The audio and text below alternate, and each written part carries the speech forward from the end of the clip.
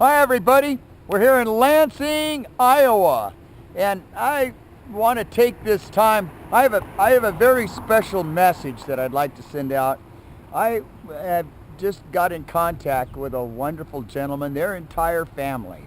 Jesse Aguirre, a sweet guy that I grew up with. His brother was my best friend. His name was Fernando Aguirre. They lived kitty corner from where the house was with my father. And, I want to do a special shout out to Lalo, to Lupe, to Lydia. That's their older brother, Eduardo. It was their family. I didn't have a mom growing up. My mother and my father had divorced when we were quite young. And the boys, I have three other brothers, and all the boys lived with Dad. And so Mom had already moved out, and Dad was never around. And it was the Aguirres. It was Mrs. Aguirre that I really need to acknowledge, and the love of her family that looked out for me and my brother, who made sure that we had food, home-cooked good food. She looked out for us and made sure we had clothes for school. We would run around. We had so much fun growing up. But I owe so much to this family.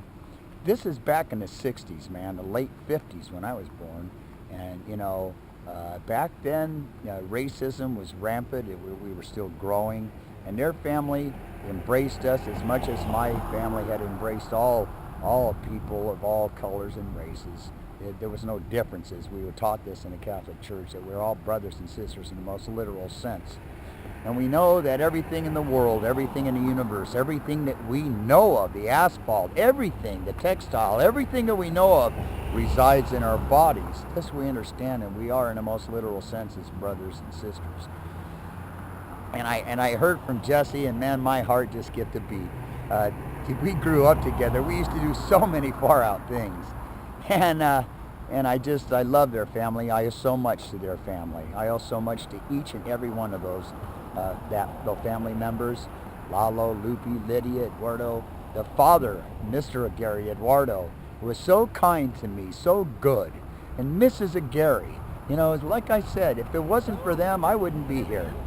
I owe so much to them, and I just wanted to do a big shout out and acknowledge them and tell them how much I miss them, how much I respect them, how much I love them and miss them.